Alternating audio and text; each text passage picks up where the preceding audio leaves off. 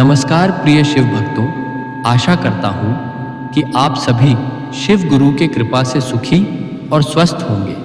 तो आप सभी का स्वागत करता हूँ आपके अपने YouTube चैनल दैविक संसार में। आज आप लोगों को शिव गुरु का एक अत्यंत ही लाभकारी कथा सुनाने जा रहा हूँ, तो कृपा ध्यान से और अंत तक सुनिए। भक्त बंधुओं, महादेव जी की इस अमर कथा सुनने के बाद आपने अपने जीवन में चाहे कितने भी पाप किए या अनजाने में कोई पाप हो गया हो, तो वे सारे पाप समाप्त हो जाएंगे। इस कथा को सुनने से भगवान शिव आपके परिवार पर प्रसन्न रहते हैं और उनकी विशेष कृपा रहती है। आज की यह शिव कथा कोई साधारण कथा नहीं है। यह भगवान शिव द्वारा माता पार्वती को दिया गया वो रहस्यमय उपदेश है जिसमें पाप, पुण्य, कर्म और मोक्ष चारों का सत्य छिपा है। भक्त बंधुओं, माता पार्वती ने भगवान शिव से पूछा था, हे नाथ, मनुष्य को उसके कर्मों का फल कब और कैसे मिलता है? कई लोग बुरे कर्म करके भी सुखी क्यों रहते हैं और कई अच्छे कर्म करने के बाद भी कष्ट क्यों भोगते हैं? तब भगवान शिव ने जो उत्तर दिया वह सुनकर स्वयं देवी पार्वती भी क्षण भर के लिए मौन हो गई। भक्त बंधुओं, भगवान शिव कहते हैं, हर कर्म लिखा जाता है, हर श्वास गिनी जाती है और हर आत्मा का मार्ग पहले से तय होता है, लेकिन उसे बदला भी जा सकता है और वह मार्ग बदलता है कथा, भक्ति और शिव नाम से। इसी कारण भक्त बंधुओं, जो व्यक्ति इस शिव कथा को श्रद्धा और धैर्य के साथ अंत तक सुन लेता है, उसके जीवन के अदृश्य बंधन टूटने लगते हैं। उसके ऊपर से अज्ञात भय, बार बार आने वाली बाधाएं और मन की बेचैनी धीरे धीरे समाप्त होने लगती है। लेकिन भक्त बंधुओं, यही वो स्थान है जहां अधिकतर लोग पीछे हट जाते हैं। कथा लंबी लगने लगती है, मन भटकने लगता है और व्यक्ति बीच में ही इसे छोड़ देता है। जबकि शास्त्रों में स्पष्ट कहा गया है, जो भक्त किसी पावन शिव कथा को बीच में छोड़ देता है वह जाने अजाने आध्यात्मिक पाप का भागी बनता है, क्योंकि अधूरी कथा अधूरी साधना बन जाती है। भक्त बंधुओं, इसीलिए यह कथा हर किसी के लिए नहीं होती। ये केवल उनके लिए होती है जो सच में शिव को जानना चाहते हैं। और मुझे पूरा विश्वास है कि आप उन्हीं भक्तों में से हैं। आप दिखावे के नहीं, अंतरात्मा से जुड़े भक्त हैं। कहा जाता है, भक्त बंधुओं, जो इस शिव कथा को अंत तक सुन लेता है उसे इसी जन्म में शिव कृपा का अनुभव होने लगता है और उसका मार्ग शिव धाम की ओर धीरे धीरे खुलने लगता है। तो भक्त बंधुओं, इस पावन कथा को आरंभ करने से पहले भगवान शिव का नाम स्मरण करना अत्यंत आवश्यक है। आप सभी कमेंट में हर हर महादेव अवश्य लिखें, क्योंकि शिव नाम से ही यह कथा जागृत होती है। अब अपने मन को स्थिर कीजिए, विचारों को शांत कीजिए और शिव नाम को हृदय में बसाइए। आइए भक्त बंधुओं, अब हम आरंभ करते हैं भगवान शिव की इस गूढ़, रहस्यमय और कल्याणकारी कथा। उत्तर भारत की पावन और हरी भरी भूमि पर भोजपुर नाम का एक अत्यंत समृद्ध और विशाल राज्य स्थित था। यह राज्य अपनी प्राकृतिक सुंदरता, बहती हुई निर्मल नदियों और ऊंचे पर्वतों के लिए जाना जाता था। परंतु इस राज्य का वैभव इसके शासक के व्यवहार के कारण फीका पड़ता जा रहा था।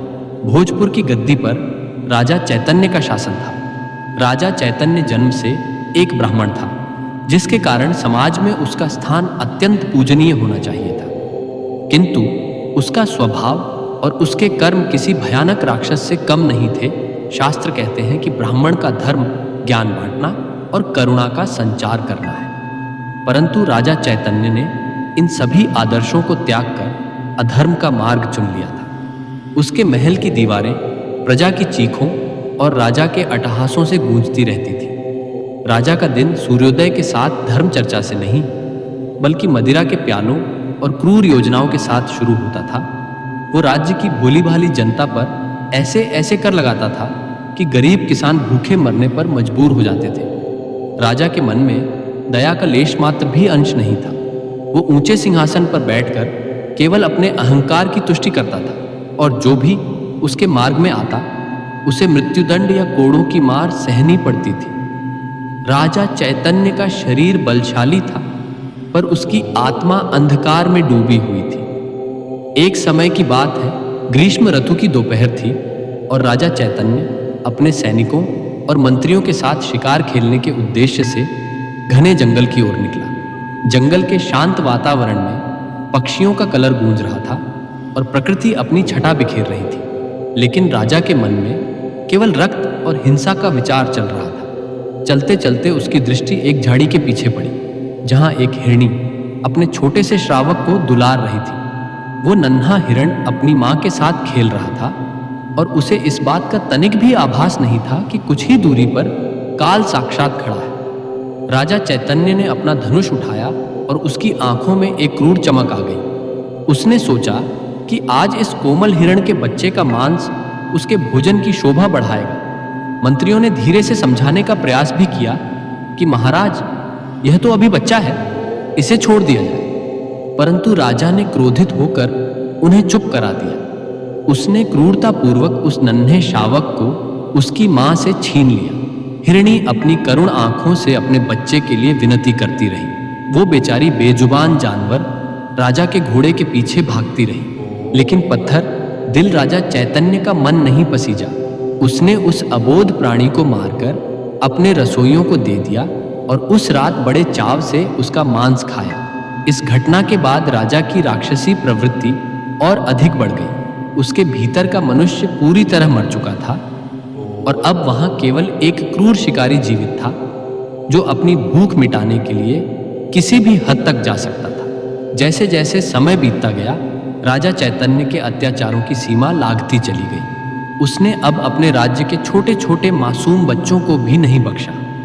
उसने आदेश दिया कि राज्य के सभी स्वस्थ बच्चों को कठिन परिश्रम के कार्यों में लगाया जाए। जिन हाथों में कलम और खिलौने होने चाहिए थे, उन नन्हे हाथों में भारी पत्थर और औजार थमा दिए गए। तपती धूप में वे बच्चे श्रम करते और यदि कोई बच्चा थकान से गिर जाता तो राजा के सिपाही उन पर कोड़े बरसाते। राजा स्वयं खिड़कियों से यह दृश्य देखकर प्रसन्न होता था। शाम होते ही वह मदिरा के नशे में डूब जाता और भोग विलास के अनेक भागों में व्यस्त रहता। उसे अपने कुल और अपनी मर्यादा का कोई ध्यान नहीं रहा। राजा के चरित्र का पतन इस स्तर तक हो गया था कि वह अपने राज्य की माताओं और बहनों की इज्जत के बारे में तनिक भी विचार नहीं करता था। वह खुलेआम ऐसे निर्लज्ज कर्म करता था जिससे पूरे भोजपुर की मर्यादा धूल में मिल रही थी। राज्य की स्त्रियां घर से बाहर निकलने में डरती थीं और हर घर में केवल सन्नाटा और भय पसरा रहता था। जनता त्राहि कर उठी थी, पर राजा के कानों पर जूं तक नहीं रेंगती थी। वो समझता था कि उसकी शक्ति अमर है और कोई उसका कुछ नहीं बिगाड़ सकता। भोजपुर के एक छोटे से कोने में मोहन नाम का एक अत्यंत निर्धन किसान रहता था। मोहन सीधा साधा और ईमानदार व्यक्ति था, जो अपनी पत्नी गीता के साथ एक छोटी सी झोपड़ी में निवास करता था। मोहन ने कड़ी मेहनत और पसीने से अपने खेत में फसल उगाई थी।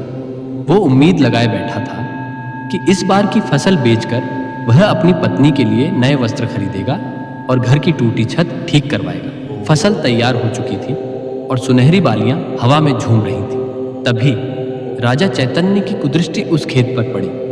राजा ने अपने सैनिकों को आदेश दिया कि इस खेत की पूरी अन्न राशि और पूरी भूमि राजकोष के नाम कर दी जाए। मोहन गिड़गिड़ाया। राजा के पैरों में गिरकर रोया कि महाराज, मेरे पास खाने को एक दाना नहीं बचेगा, मेरी पत्नी भूखी मर जाएगी। पर राजा चैतन्य ने अट्टहास करते हुए कहा कि यही मेरी राजनीति है और यही मेरा न्याय है। उसने मोहन की पूरी मेहनत एक झटके में छीन ली और उसे धक्के मारकर बाहर निकाल दिया। मोहन अपनी खाली आंखों में आंसू लिए घर लौटा। उसकी पत्नी गीता, जो कि भगवान शिव की परम भक्त थी, ने अपने पति को इस अवस्था में देखा तो उसका हृदय भर आया। मोहन ने दुखी होकर कहा कि हे देवी, अब हम क्या खाएंगे? राजा ने हमारा सब कुछ छीन लिया है। गीता ने धीरज बंधाते हुए कहा कि स्वामी, आप विचलित न हो, महादेव सब देख रहे हैं, जो होगा अच्छा ही होगा। गीता ने उसी क्षण भगवान शिव के चरणों में ध्यान लगाया और प्रार्थना की कि हे भोलेनाथ, इस अधर्मी राजा के पापों का घड़ा भर चुका है, अब आप ही इस राज्य की और हमारी रक्षा कीजिए। भोजपुर की गलियां अब उत्सवों के गीतों से नहीं बल्कि भूख और बेबसी की आंखों से गूंजने लगी थी। राजा चैतन्य का अहंकार आकाश छू रहा था और उसने स्वयं को ईश्वर से भी ऊपर समझना शुरू कर दिया था। मोहन और गीता की फसल छीनने के बाद राजा का मन शांत नहीं हुआ। उसने राज्य में यह घोषणा करवा दी कि अब से कोई भी व्यक्ति अपने घर में अन्न का संग्रह नहीं करेगा, बल्कि सारा अनाज शाही गोदामों में जमा होगा और राजा की इच्छा के अनुसार ही किसी को भोजन दिया जाएगा। इस क्रूर नियम ने प्रजा की कमर तोड़ दी। माताओं के पास अपने शिशुओं को खिलाने के लिए दूध तक नहीं बचा था। राजा चैतन्य अपने ऊंचे झरोखों से देखता कि कैसे लोग दाने दाने के लिए तरस रहे हैं और वह इसे अपनी विजय समझता था। एक दिन महल के बाहर कुछ वृद्ध ब्राह्मण राजा से मिलने आए। उन्होंने विनम्रता पूर्वक राजा को याद दिलाया कि वह स्वयं एक ब्राह्मण है और एक ब्राह्मण का धर्म प्रजा की रक्षा करना है, न कि उनका विनाश। राजा चैतन्य ने उनकी बात सुनकर उपहास किया और क्रोध में आकर अपने सैनिकों को आदेश दिया कि इन वृद्धों को कारागार में डाल दिया जाए और इन्हें भोजन के स्थान पर केवल जल दिया जाए। राजा की यह निर्दयता देखकर पूरा राज्य ठर्रा उठा। इधर मोहन और गीता की कुटिया में सन्नाटा पसरा था, परंतु उस सन्नाटे में भी अटूट श्रद्धा की एक लौ जल रही थी। मोहन भूख से व्याकुल होकर कभी कभी अपना धैर्य खो देता था। वह अपनी पत्नी गीता से कहता कि हे प्रिय, जिस ईश्वर की तुम दिन रात पूजा करती हो, क्या उन्हें हमारा दुख दिखाई नहीं देता? क्या वे उस पापी राजा को दंड नहीं देंगे जिसने हजारों घरों के चिराग बुझा दिए हैं? गीता, जिसका मुखमंडल शिव की भक्ति से सदा दीप्तिमान रहता था, शांत स्वर में उत्तर देती कि स्वामी महादेव की लाठी में आवाज नहीं होती, पर उसका प्रहार अचूक होता है। पाप का घड़ा जब तक पूरी तरह भर नहीं जाता, तब तक ईश्वर प्रतीक्षा करते हैं ताकि जब न्याय हो तो वह संपूर्ण हो। गीता प्रतिदिन मिट्टी का एक शिवलिंग बनाती, उस पर बेलपत्र चढ़ाती और घंटों मौन रहकर प्रार्थना करती। उसकी आंखों से निकलने वाले आंसू महादेव के चरणों को पखारते थे। उसे अटूट विश्वास था कि राजा चैतन्य का अंत निकट है और महादेव स्वयं कोई मार्ग निकालेंगे। उधर महल में राजा चैतन्य ने अधर्म की नई सीमाएं तय कर दी थी। उसने राज्य की पवित्र कन्याओं को बलपूक महल में दासियां बनाने का आदेश दिया। पूरे राज्य में हाहाकार मच गया। पिता अपनी पुत्रियों को बचाने के लिए उन्हें गुप्त स्थानों पर छुपाने लगे, पर राजा के गुप्तचर हर कोने से मासूमों को घसीट कर ले आते थे। राजा की सभा अब नीति और न्याय की जगह सुरा और सुंदरी का अड्डा बन चुकी थी। एक रात्रि जब अंधकार गहरा था और सारा संसार निद्रा में मग्न था, राजा चैतन्य अपने रेशमी बिस्तरों पर लेटा हुआ था। उसने उस दिन अत्यधिक मदिरा का सेवन किया था और उसे लग रहा था कि वह संसार का सबसे सुखी और शक्तिशाली व्यक्ति है। लेकिन जैसे ही उसकी आंखें लगी, उसे एक ऐसा स्वप्न आया जिसने उसकी आत्मा को झकझोर कर रख दिया। राजा ने देखा कि वो एक अंतहीन काले मार्ग पर अकेला चल रहा है। वहां की हवा में सड़न और रुदन की गंध थी। अचानक उसे कुछ भयानक आकृति वाले पुरुष दिखाई दिए, जिनके शरीर विशाल थे और आंखें दहकते अंगारों जैसी थी। वे यमदूत थे। राजा ने देखा कि वे दूत लोहे की तपती हुई जंजीरों से उन लोगों को खींच रहे हैं जिन्होंने पृथ्वी पर पाप किए थे। राजा चैतन्य ने स्वप्न में देखा कि उसे एक विशाल कढ़ाई की ओर ले जाया जा रहा है, जिसमें खौलता हुआ तेल भरा था। उसने देखा कि वहां वही लोग थे जिन्हें उसने प्रताड़ित किया था। वे सब यमदूतों के साथ खड़े उसे देख रहे थे। एक यमदूत ने चिल्लाकर कहा कि देखो, ये वही पापी राजा है जिसने मासूमों का अन्न छीना और निर्दोषों का रक्त बहाया। आज इसकी सजा का समय आ गया है। स्वप्न में राजा ने अपनी पीठ पर भारी कोड़ों की मार महसूस की। उसे ऐसा लगा जैसे हजारों बिच्छू एक साथ उसके शरीर को डंक मार रहे हो। वो चीखना चाहता था, पर उसका गला रुंध गया था।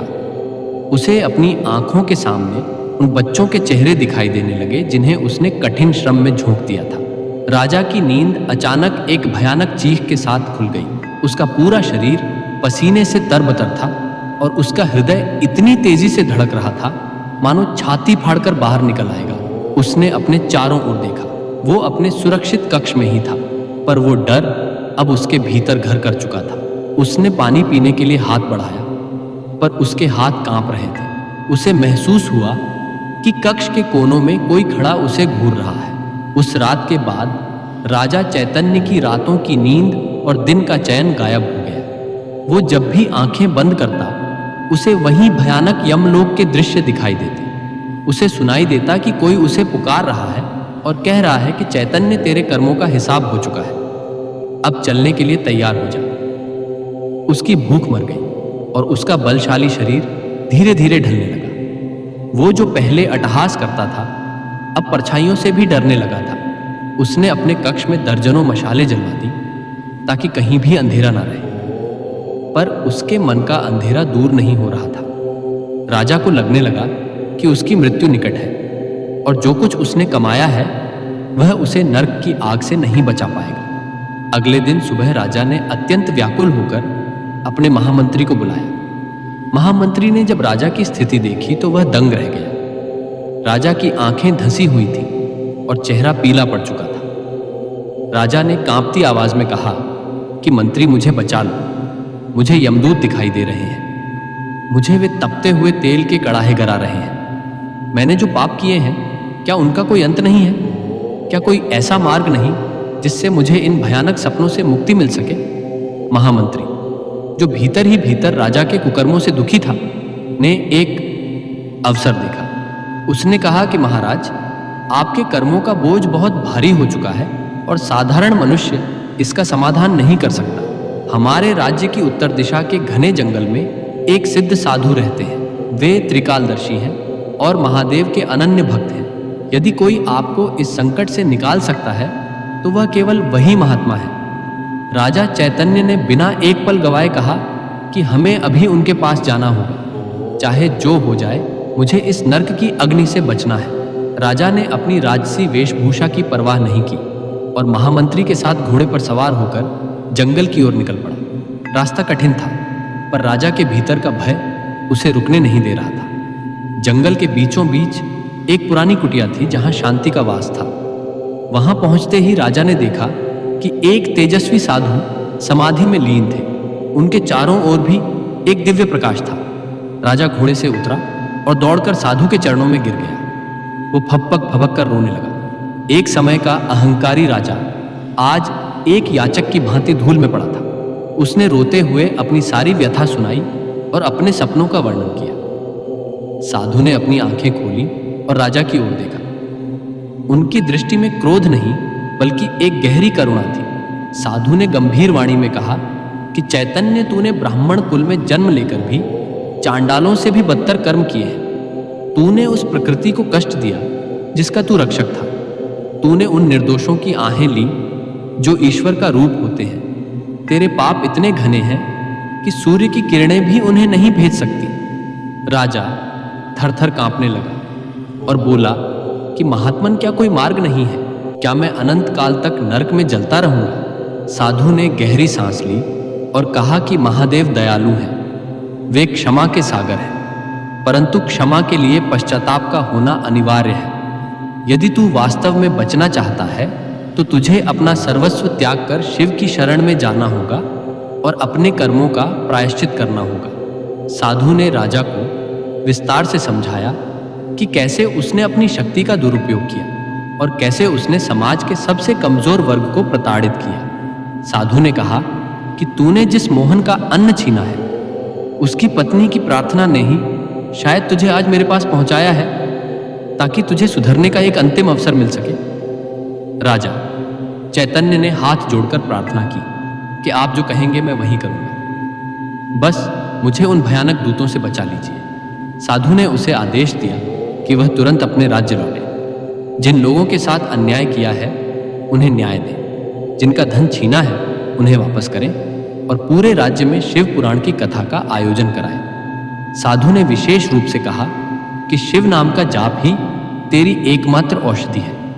राजा के मन में एक नई किरण जगी।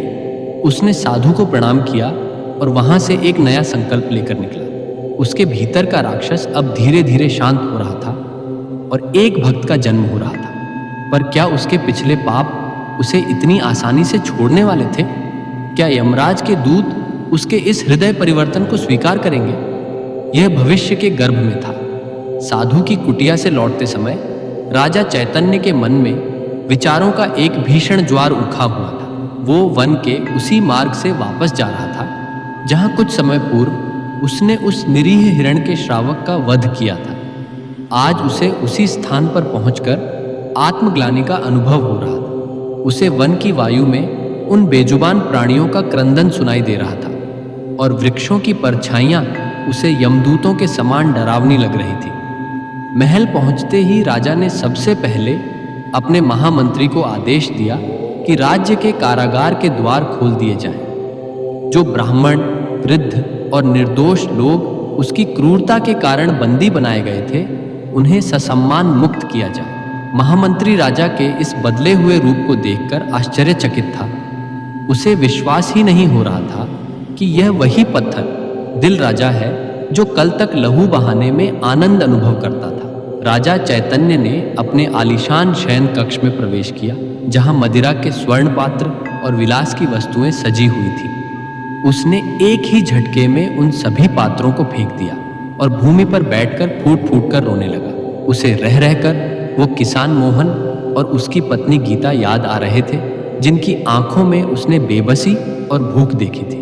अगले दिन सूर्योदय के साथ ही राजा चैतन्य ने पूरे भोजपुर राज्य में ढिंढोरा पिटवा दिया कि महाराज अपने समस्त पापों का प्रायश्चित करना चाहते हैं। उसने आदेश दिया कि राज्य के मध्य में एक विशाल पंडाल का निर्माण किया जाए, जहां 18 दिनों तक महान शिव पुराण की कथा का आयोजन होगा। राजा ने स्वयं अपने हाथों से राजसी आभूषण उतार दिए और श्वेत वस्त्र धारण कर लिए। उसने घोषणा की कि जब तक कथा पूर्ण नहीं होगी, वह केवल एक समय फलाहार करेगा और भूमि पर शयन करेगा। प्रजा के लिए यह किसी चमत्कार से कम नहीं था।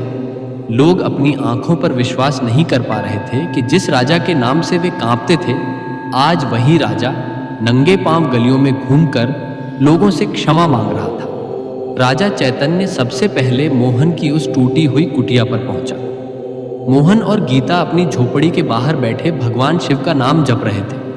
जब उन्होंने राजा को अपनी चौखट पर देखा तो वे भयभीत होकर पीछे हट गए। उन्हें लगा कि शायद राजा फिर से उन्हें कोई दंड देने आया है, परंतु दृश्य बिल्कुल विपरीत था। राजा चैतन्य ने अपने मस्तक को मोहन के चरणों में रख दिया। एक राजा को एक निर्धन किसान के चरणों में पड़ा देख पूरा गांव वहां एकत्र हो गया। राजा ने सिसकते हुए कहा कि हे मोहन, हे शिव भक्त, मुझे क्षमा कर दो। मैंने तुम्हारा अन्न ही नहीं छीना, बल्कि तुम्हारी आत्मा को दुखाया है। मैंने राजनीति के नाम पर जो पाप किया, उसके कारण मैं नर्क की अग्नि में जल रहा हूँ। कृपया मुझे क्षमा दान दें। मोहन की आंखों में आंसू आ गए। उसका कोमल हृदय राजा की ऐसी दशा देखकर पसीज गया। गीता ने आगे बढ़कर कहा कि महाराज उठिए। पश्चाताप की अग्नि जब मनुष्य को जलाती है तो वह कुंदन बन जाता है। यदि आपने अपनी भूल स्वीकार कर ली है तो महादेव अवश्य ही आप पर कृपा करेंगे। राजा ने उसी समय आदेश दिया कि मोहन की पूरी भूमि उसे वापस की जाए और राजकोष से उसे इतना धन दिया जाए कि उसकी आने वाली पीढ़ियां कभी भूखी ना रहे। राजा ने राज्य के हर उस परिवार की सूची बनवाई जिनका उसने अहित किया था, और एक एक करके सबको उनका खोया हुआ सम्मान और संपत्ति लौटानी शुरू की। शिव पुराण की कथा का आरंभ हुआ। पूरे भोजपुर में शंखों और घंटों की ध्वनि गूंजने लगी। राजा चैतन्य कथा के प्रथम श्रोता के रूप में भूमि पर कुशा के आसन पर बैठा। कथावाचक ब्राह्मणों ने जब शिव के चरित्र का वर्णन करना शुरू किया तो राजा की आंखों से अविरल अश्रुधारा बहने लगी। जैसे जैसे कथा आगे बढ़ती, राजा को अपने भीतर एक अद्भुत शांति का अनुभव होने लगा। उसे समझ आया कि जिसे वह अपनी शक्ति समझता था, वह वास्तव में उसका अहंकार था जो उसे विनाश की ओर ले जा रहा था। उसने राज्य में अन्नपूर्णा भंडार की स्थापना की, जहां कोई भी भूखा व्यक्ति आकर किसी भी समय भोजन कर सकता था। जो बच्चे कारखानों और कठिन श्रम में लगे थे, उन्हें मुक्त कर उनके लिए पाठशालाएं खुलवाई गई। राजा अब स्वयं भोजनालय में खड़ा होकर गरीबों को भोजन परोसता था। उसकी इस सेवा भावना ने प्रजा के मन से डर निकाल दिया और धीरे धीरे लोग राजा से प्रेम करने लगे। परंतु राजा चैतन्य के मन में एक गहरा डर अभी भी था। वो था उसके पुराने कर्मों का फल। उसे पता था कि यमराज के वही खाते में उसके पाप लिखे जा चुके हैं और केवल कुछ दिनों की भक्ति उन वर्षों के पापों को कैसे धो पाएगी। रात के समय जब राजा महादेव के नाम का जाप करता तो उसे कभी कभी वही भयानक सपने फिर से आते। उसे लगता कि यमदूत उसके कक्ष के बाहर खड़े होकर उसकी आयु कटने की प्रतीक्षा कर रहे हैं। राजा की तबीयत धीरे धीरे बिगड़ने लगी। वर्षों के मदिरापान और अब किए जा रहे कठिन उपवासों ने उसके शरीर को जर्जर कर दिया था। उसे एक असाध्य रोग ने घेर लिया, जिसके कारण उसके शरीर में तीव्र पीड़ा होने लगी। राजा ने इस पीड़ा को भी महादेव का प्रसाद समझकर स्वीकार किया। वो कहता कि यह दर्द मेरे उन पापों की सजा है जो मैंने दूसरों को दिए थे। उसकी मृत्यु जैसे जैसे निकट आने लगी, उसे अपने उत्तराधिकारी की चिंता सताने लगी। उसने देखा कि उसके अपने सगे संबंधी और दरबारी केवल सत्ता के लोभी हैं। यदि राज्य की बागडोर उनके हाथों में गई तो भोजपुर फिर से उसी अंधकार में चला जाएगा जहां से वह बड़ी मुश्किल से निकला है। एक दिन राजा ने महामंत्री को बुलाया और बड़ी क्षीण आवाज में कहा कि मंत्री, मेरा अंत समय निकट है। मुझे वैभव नहीं बल्कि एक ऐसा उत्तराधिकारी चाहिए जो शिव का सच्चा भक्त हो और प्रजा को अपनी संतान समझे। मुझे मोहन की याद आ रही है। वो भले ही निर्धन है पर उसका हृदय शिव के वास के योग्य है। जाओ और मोहन को ससम्मान लेकर आओ। महामंत्री मोहन को महल लेकर आए। राजा चैतन्य ने भरी सभा में ब्राह्मणों को आमंत्रित किया। उसने मोहन का राज्य अभिषेक करने की घोषणा की। मोहन ने हाथ जोड़कर कहा कि महाराज, मैं एक तुच्छ किसान हूं, मैं राज्य कैसे संभालूंगा। राजा ने मुस्कुराकर कहा कि मोहन जो शिव को संभाल सकता है वह संसार को भी संभाल सकता है। तुम्हारी भक्ति ही इस राज्य की रक्षा करेगी। राजा ने अपने हाथों से राजमुकुट मोहन के मस्तक पर रखा और स्वयं को पूरी तरह से शिव की भक्ति में लीन कर लिया। अब राजा चैतन्य के पास खोने के लिए कुछ नहीं था, केवल शिव का नाम था। अंतिम दिनों में राजा केवल ओम नमः शिवाय का अखंड जाप करता रहा। उसकी देह अत्यंत दुर्बल हो चुकी थी, पर उसके मुख पर एक दिव्य तेज था। वो जानता था कि अब उसकी असली परीक्षा शुरू होने वाली है। एक अंधेरी रात में राजा चैतन्य की सांसें उखड़ने लगी। कक्ष में चारों ओर कपूर और अगरबत्ती की सुगंध थी।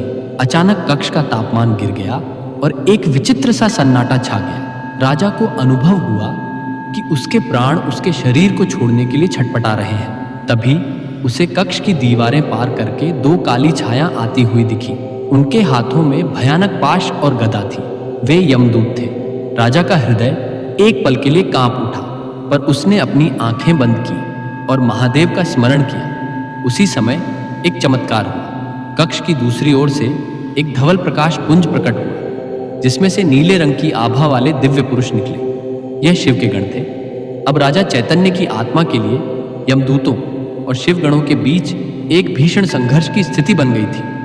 राजा चैतन्य का विशाल कक्ष, जो कभी विलासिता के सामानों से भरा रहता था, आज मृत्यु की गंभीरता और दिव्यता से भरा हुआ था। राजा के प्राण उसके कंठ में आकर अटक गए थे और उसकी दृष्टि स्थिर हो गई थी। ठीक उसी क्षण कमरे के दक्षिण कोने से एक काला धुआं उठने लगा और उसमें से दो अत्यंत डरावने यमदूत प्रकट हुए। उनके हाथ में मोटे लोहे के पाश थे। उनकी आंखें जलते हुए अंगारों की तरह लाल थीं और उनके लंबे दांत बाहर निकले हुए थे। उनकी उपस्थिति मात्र से कमरे का वातावरण इतना भारी हो गया कि वहां जल रहे दीपक बुझने लगे। यमदूतों ने अपनी कर्कश आवाज में अट्टहास किया और राजा की आत्मा को शरीर से खींचने के लिए अपना पाश आगे बढ़ाया। एक यमदूत बोला कि चलो चैतन्य, तुम्हारे पापों का हिसाब देने का समय आ गया है। तुमने धरती पर जो हाहाकार मचाया था, उसकी सजा भुगतने के लिए यमराज तुम्हारा इंतजार कर रहे हैं। तुमने एक माँ से उसका बच्चा छीना, तुमने गरीबों का निवाला छीना और तुमने स्त्रियों का अपमान किया। तुम्हारी जगह केवल और केवल कुंभी पाक नरक में है। जैसे ही यमदूतों ने राजा की आत्मा को जकड़ने का प्रयास किया, अचानक कमरे के उत्तर दिशा से एक शीतल और अत्यंत तीव्र प्रकाश पुंज उत्पन्न हुआ। वो प्रकाश इतना शक्तिशाली था कि यमदूतों की आंखें चौंधिया गईं। उस प्रकाश के मध्य से महादेव के दो गण नंदीश्वर के समान तेज वाले और त्रिशूल धारण किए हुए प्रकट हुए। उनके मस्तक पर भस्म का त्रिपुंड था और गले में रुद्राक्ष की मालाएं सुशोभित थीं। शिव गणों ने अपने त्रिशूल आगे बढ़ाकर यमदूतों का मार्ग रोक दिया। एक शिवज्ञ ने गंभीर और मधुर स्वर में कहा कि रुक जाओ। यम के दूतों, इस आत्मा पर अब तुम्हारा कोई अधिकार नहीं है। यह जीव अब कैलाशपति महादेव की शरण में है। इसे तुम यमलोक नहीं ले जा सकते। यमदूत यह सुनकर क्रोध से भर गए और बोले कि तुम कैसी बातें कर रहे हो? क्या तुम इसके पापों की सूची भूल गए? चित्रगुप्त के वही खाते में इसके नाम के आगे केवल काले अक्षर लिखे हैं। इसने अपने जीवन का अधिकांश समय अधर्म में व्यतीत किया है। जो व्यक्ति जीवन भर पाप करे वो अंत में केवल थोड़े से जप से कैसे मुक्त हो सकता है? न्याय की वेदी पर इसके पाप पुण्य से कहीं अधिक भारी है। शिव गणों ने शांत भाव से उत्तर दिया कि यमदूतों, तुम केवल कर्मों की गणना कर रहे हो, पर तुम शिव की करुणा को नहीं जानते। जिस क्षण इस राजा ने साधु के चरणों में गिरकर पश्चाताप किया, उसी क्षण इसके आधे पाप भस्म हो गए थे और फिर इसने अपना राजपाट त्याग कर एक शिव भक्त को गद्दी सौंपी। यह कोई साधारण पुण्य नहीं है। इसने 18 दिनों तक निष्काम भाव से शिव पुराण की कथा सुनी और अंत समय में इसके मुख पर केवल ओम नमः शिवाय का नाम था। शास्त्रों का वचन है कि अंतमति सोगती, अर्थात मृत्यु के समय मनुष्य का चित्त जहां होता है उसे वही लोक प्राप्त होता है। राजा चैतन्य ने अपने अंतिम क्षणों में स्वयं को पूरी तरह शिव को समर्पित कर दिया था, इसलिए अब यह शिव का अंश बन चुका है। यमदूत चिल्लाए कि यह तो सरासर अन्याय है। अगर ऐसा ही होने लगा तो पृथ्वी पर हर पापी जीवन भर पाप करेगा और अंत में शिव का नाम लेकर बच जाएगा। समाज में व्यवस्था कैसे बनी रहेगी? क्या उस हिरण के श्रावक की चीख और मोहन किसान के आंसुओं का कोई मूल्य नहीं है? यमदूतों और शिव गणों के बीच यह विवाद बढ़ता गया। यमदूतों ने तर्क दिया कि कर्म का सिद्धांत अटल है। अवश्यमेव भोक्तव्यम कृतम कर्म शुभाशुभम, अर्थात मनुष्य को अपने शुभ और अशुभ कर्मों का फल अवश्य भोगना पड़ता है।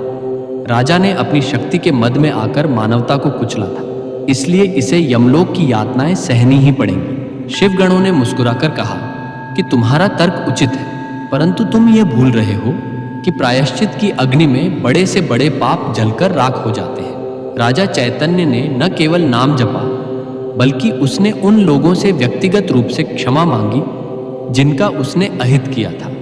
उसने अपना सर्वस्व दान कर दिया। उसकी आत्मा अब उस मलिनता से मुक्त हो चुकी है जिसे तुम देख रहे हो। जैसे अग्नि में तपने के बाद मैला सोना भी शुद्ध हो जाता है, वैसे ही पश्चाताप की अग्नि ने चैतन्य को शुद्ध कर दिया है। संघर्ष बढ़ता देख वहां की स्थिति तनावपूर्ण हो गई। यमदूत हार मानने को तैयार नहीं थे और शिव अपने स्वामी के आदेश का पालन करने के लिए अडिग थे। राजा चैतन्य की आत्मा, जो अब एक सूक्ष्म शरीर में थी, अपनी आंखों के सामने यह दृश्य देख रही थी। उसे अपने पुराने पाप याद आ रहे थे और उसे यमदूतों की बातें सुनकर आत्मग्लानि हो रही थी। उसे लग रहा था कि वह वास्तव में नरक के ही योग्य है। वो शिव गणों की ओर देखकर मन ही मन कहने लगा कि हे महादेव के दूतों, मुझ जैसे पापी के लिए आप यमदूतों से क्यों लड़ रहे हैं? मैंने तो वास्तव में बहुत बुरे कार्य किए हैं। तभी उसे एक शांत और दिव्य वाणी सुनाई दी, जो केवल उसे सुनाई दे रही थी। वो आवाज कह रही थी कि चैतन्य, डरो मत। तुमने अज्ञानता में पाप किए, पर तुमने ज्ञान मिलने पर उसे सुधारा भी। महादेव केवल भक्ति के भूखे हैं। तुम्हारी सच्ची तड़प ने कैलाश के सिंहासन को हिला दिया है। अब तुम निर्भय हो जाओ। उधर यमदूतों ने अंतिम प्रयास के रूप में अपना पाश राजा की आत्मा की ओर फेंका, पर शिवगणों ने अपने त्रिशूल के एक ही स्पर्श से उस पाश को छिन्न भिन्न कर दिया। शिवगणों के तेज से यमदूतों का शरीर झुलसने लगा। उन्हें समझ आ गया कि वे महादेव की शक्ति के सामने नहीं टिक पाएंगे। शिवगणों ने कहा कि यदि तुम्हें अभी भी संदेह है तो चलो, हम स्वयं धर्मराज यमराज के पास चलते हैं और उन्हीं से इसका निर्णय करवाते हैं। यमदूत सहमत हो गए। वे राजा चैतन्य की आत्मा को लेकर अंतरिक्ष की ओर बढ़ चले। एक ओर भयावह अंधकारमय यमलोक का मार्ग था और दूसरी ओर शीतल श्वेत प्रकाश से भरा शिवलोक का मार्ग। राजा की आत्मा बीच में थी। वह देख रहा था कि कैसे ब्रह्मांड के विभिन्न लोकों को पार करते हुए वे आगे बढ़ रहे हैं। रास्ते में उसे कई ऐसी आत्माएं मिली जो अपने कर्मों के अनुसार विभिन्न योनियों में जा रही थी। अंततः वे यमराज की सभा में पहुंचे, जहां न्याय के देवता भैंसे पर सवार होकर विराजे थे। यमराज की सभा का दृश्य अत्यंत भव्य और डरावना था। वहां बड़े बड़े कड़ाहों में आग जल रही थी और चित्रगुप्त एक विशाल पुस्तक लेकर बैठे थे। जब राजा चैतन्य को वहां प्रस्तुत किया गया तो यमराज ने अपनी गंभीर दृष्टि उस पर डाली। यमदूतों ने अपना पक्ष रखा और शिवगणों ने महादेव का संदेश सुनाया। यमराज ने कुछ क्षणों के लिए अपनी आंखें बंद की और ध्यान लगाया। पूरी सभा में सन्नाटा छा गया। राजा चैतन्य कांप रहा था। उसे लग रहा था कि अब उसके भाग्य का अंतिम फैसला होने वाला है। यमराज ने अपनी आंखें खोली और उनके मुख पर एक मंद मुस्कान आई। उन्होंने चित्रगुप्त से कहा कि चित्रगुप्त, जरा देखो कि इस राजा के खाते में अंतिम पन्नों पर क्या लिखा है। चित्रगुप्त ने पन्ने पलटे और चकित होकर बोले कि महाराज, इसके पिछले सभी पापों के ऊपर महादेव नाम की मोहर लगी है और इसके हालिया पुण्यों ने इसके प्रारब्ध को बदल दिया है। यमराज ने घोषणा की कि यद्यपि इसके पाप भयंकर थे, परंतु इसके द्वारा किए गए प्रायश्चित और अंत समय की शिव भक्ति ने इसे सभी बंधनों से मुक्त कर दिया है।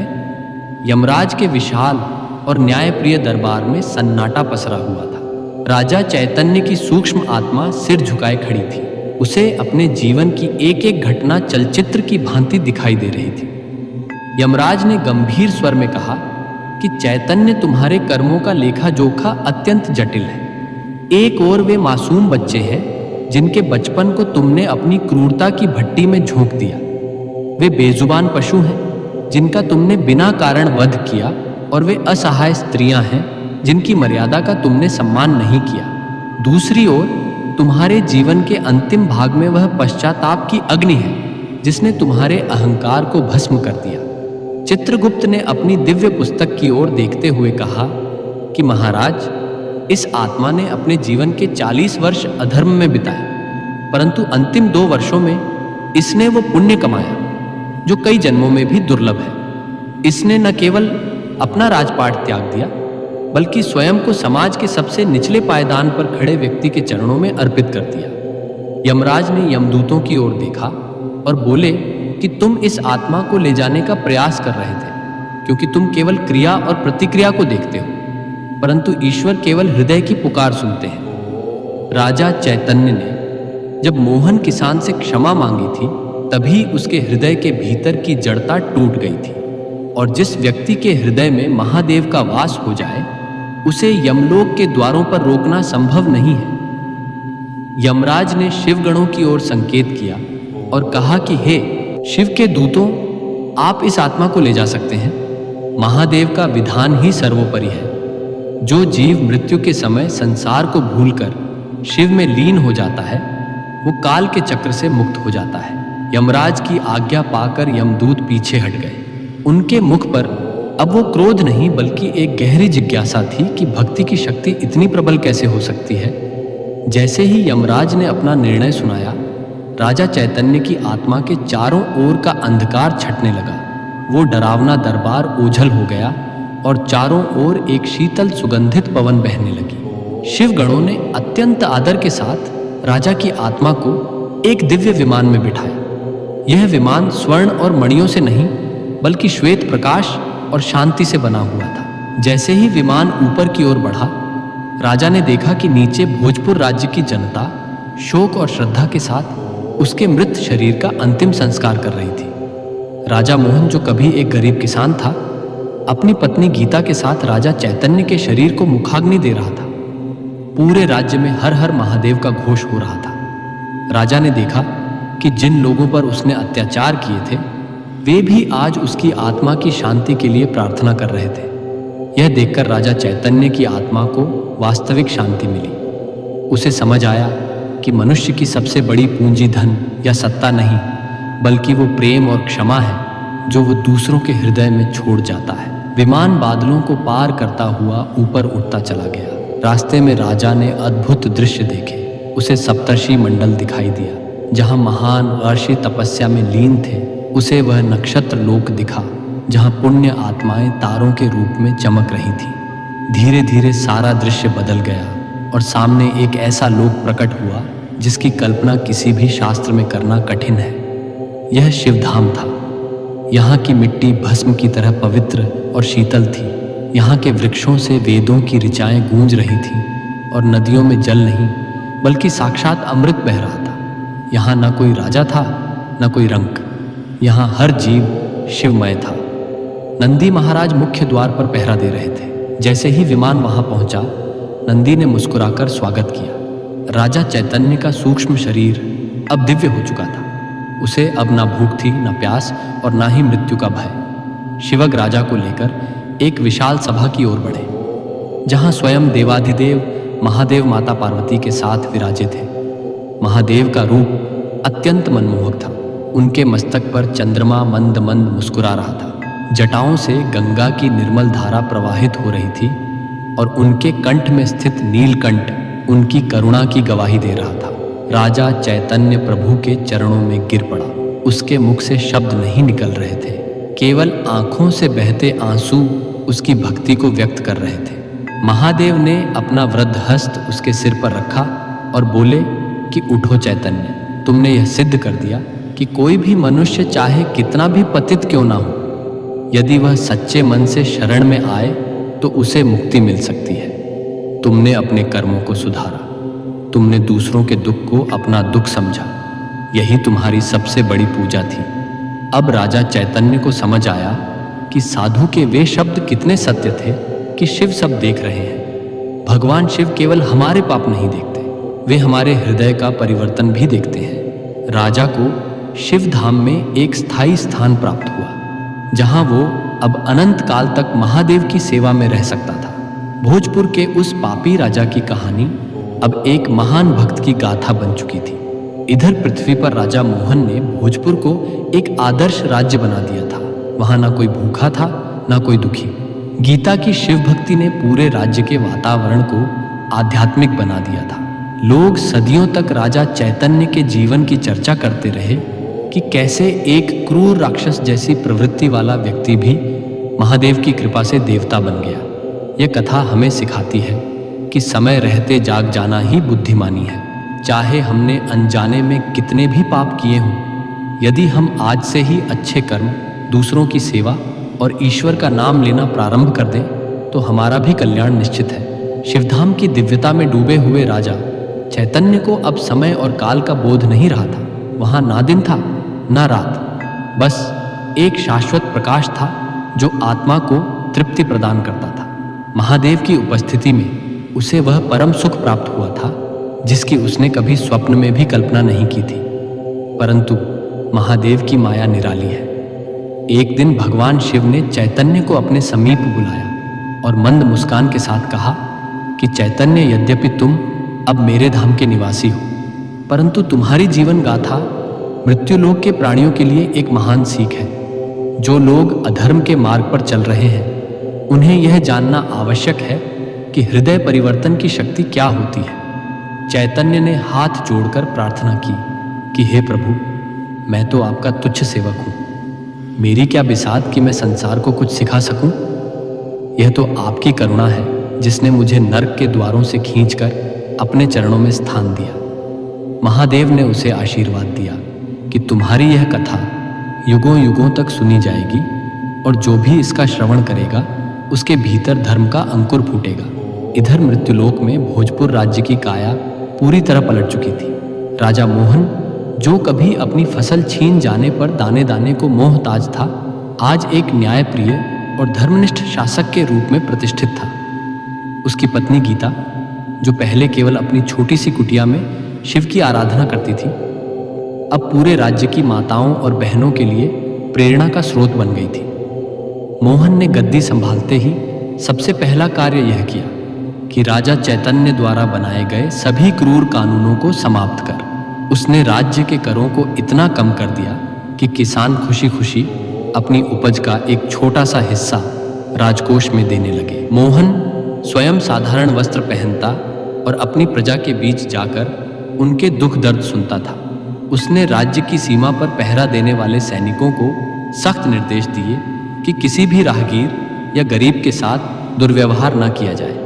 मोहन की सभा में अब चापलूसों और लालची दरबारियों के लिए कोई स्थान नहीं था। उसने उन विद्वान ब्राह्मणों और अनुभवी मंत्रियों को वापस बुलाया, जिन्हें राजा चैतन्य ने अपमानित कर निकाल दिया था। राज्य में विद्या और कला का प्रचार प्रसार होने लगा। गीता ने राजमहल के एक विशाल कक्ष को शिव भक्ति केंद्र में बदल दिया था, जहां प्रतिदिन संध्या के समय निर्धन महिलाएं और बच्चे एकत्र होते थे। वहां उन्हें न केवल मुफ्त भोजन मिलता, बल्कि गीता स्वयं उन्हें जीवन के मूल्यों और शिव की महिमा के बारे में बताती थी।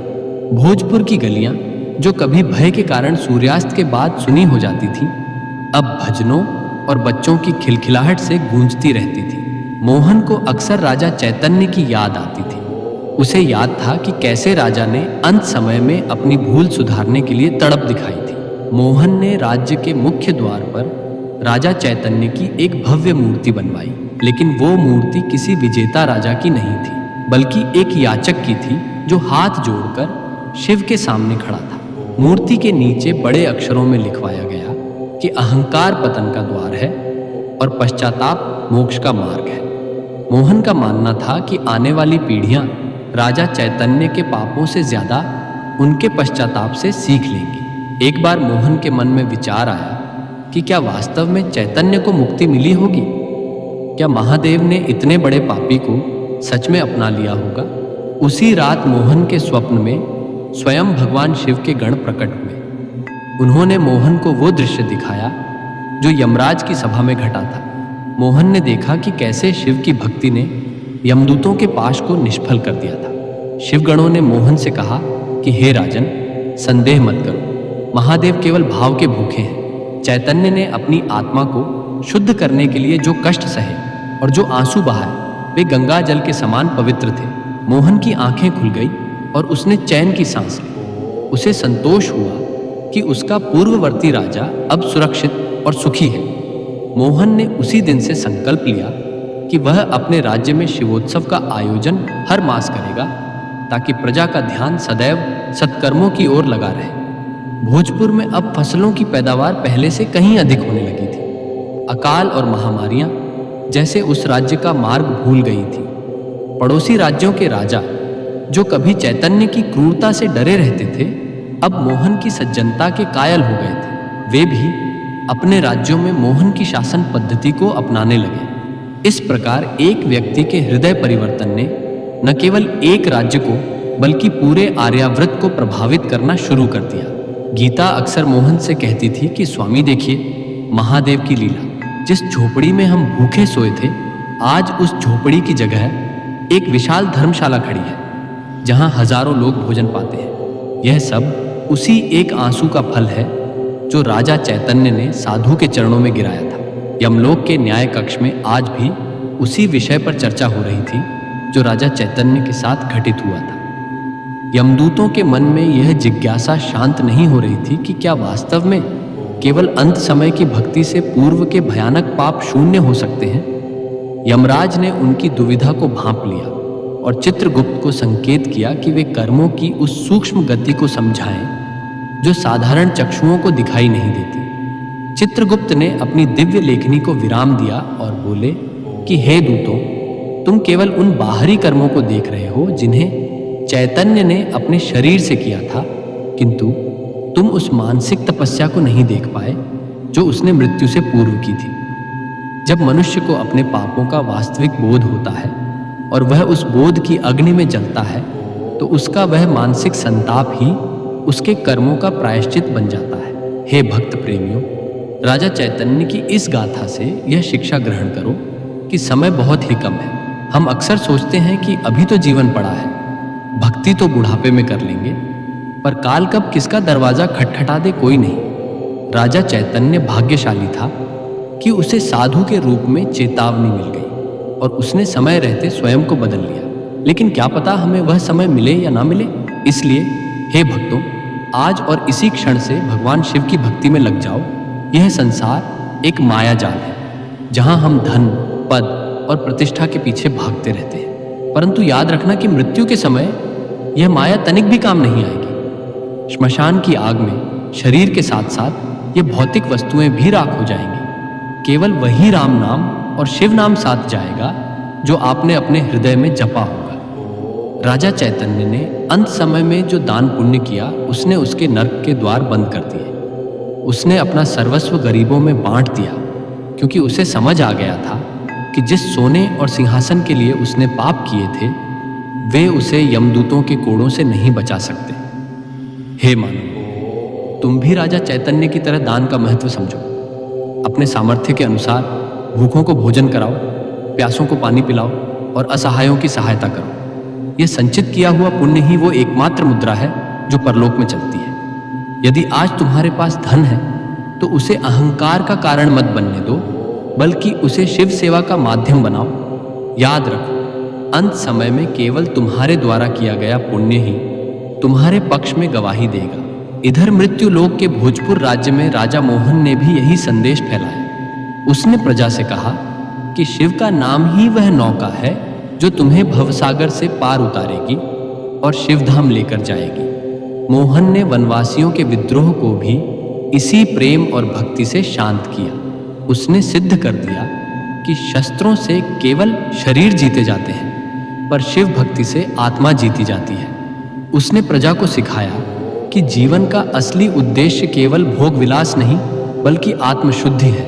हे भक्तों, चैतन्य की कहानी हमें चेतावनी देती है कि अपनी राक्षसी प्रवृत्ति को त्यागो। यदि तुम किसी का बुरा कर रहे हो, किसी का हक मार रहे हो, तो आज ही संभल जाओ। शिव सब देख रहे हैं, उनकी दृष्टि से कुछ भी छुपा नहीं है। जैसे राजा चैतन्य ने अपनी भूल सुधारी और अंत में शिवधाम को प्राप्त किया, वैसे ही तुम भी अपने कर्मों को शुद्ध करो। शिव का नाम जपते रहो, क्योंकि वही एकमात्र सत्य है जो तुम्हें यमराज के पाश से मुक्त कराकर महादेव के शीतल चरणों में स्थान दिलाएगा। मृत्यु सत्य है और शिव ही शाश्वत है, इसलिए व्यर्थ की चिंता छोड़ो और हर हर महादेव कहते हुए भक्ति के मार्ग पर आगे। भोजपुर के आकाश में जब चंद्रमा अपनी पूर्ण कलाओं के साथ चमकता था, तब राजा मोहन अक्सर महल की छत पर बैठकर आकाश की ओर देखते हुए महादेव का ध्यान करते थे। एक रात जब वे गहरे चिंतन में थे, वही सिद्ध साधु पुनः प्रकट हुए, जिन्होंने राजा चैतन्य का जीवन बदला था। मोहन ने श्रद्धापूर्वक उनके चरण स्पर्श किए और पूछा कि हे महात्मा, मेरे मन में एक प्रश्न सदैव गूंजता है। राजा चैतन्य ने इतने घोर पाप किए, फिर भी उन्हें अंत में इतनी सुलभता से शिवधाम कैसे प्राप्त हो गया? क्या कर्म का फल इतना लचीला होता है? साधु ने मुस्कुराते हुए कहा कि हे राजन, कर्म की गति अत्यंत गहन है।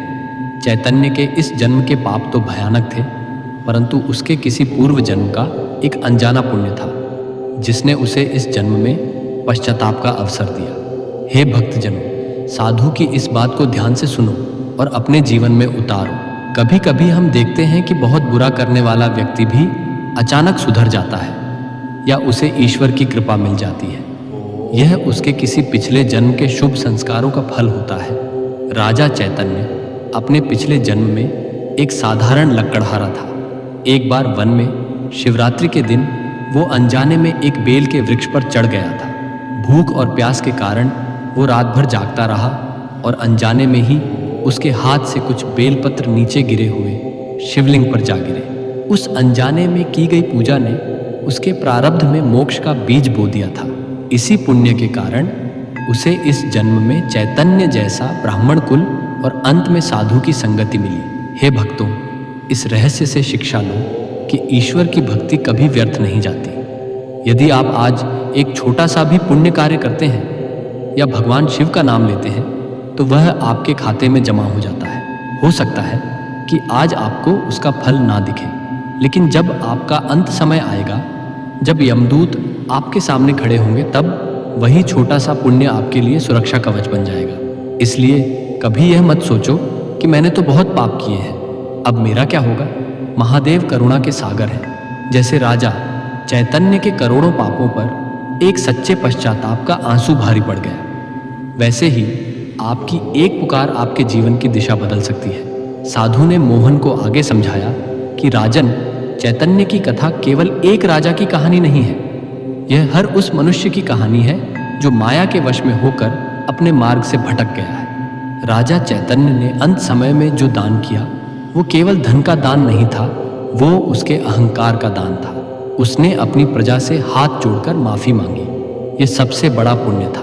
हे भक्तों, याद रखो, किसी का दिल दुखाकर आप कभी सुखी नहीं रह सकते। यदि आपने किसी का हक मारा है तो उसे लौटा दो। यदि किसी को अपशब्द कहे हैं तो क्षमा मांग लो। मृत्यु लोक से विदा होने से पहले अपने सभी हिसाब यहीं कर लो, वरना यमलोक में चित्रगुप्त का हिसाब बहुत कड़ा होता है।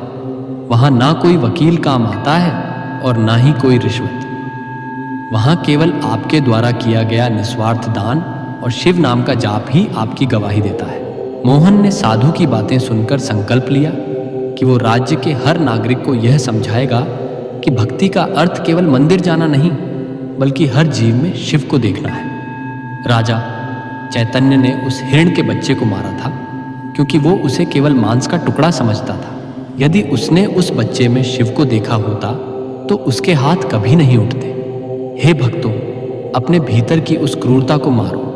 पशु पक्षियों पर दया करो, क्योंकि उनके भीतर भी वही चेतना है जो आपके भीतर है। किसी जीव को तड़पाकर आप शिव को प्रसन्न नहीं कर सकते। समय तेजी से बीत रहा है।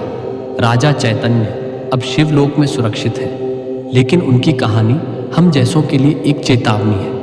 जो लोग आज भी मदमस्त होकर अधर्म कर रहे हैं, जो अपनी शक्ति के नशे में गरीबों को कुचल रहे हैं, उन्हें याद रखना चाहिए कि यमराज के भैंसे के पैरों की आहट कभी भी सुनाई दे सकती है। यह शरीर जिसे आप इत्र और रेशम से सजाते हैं, अंत में मिट्टी में ही मिल जाएगा। इसलिए इस नाशवान शरीर के मोह में पड़कर अपनी अमर आत्मा को नर्क की आग में मत झोंको।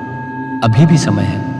मुख से कहो हर हर महादेव और अपने कर्मों को सुधार लो। दान पुण्य की महिमा को समझो और जितना हो सके दूसरों के काम आओ।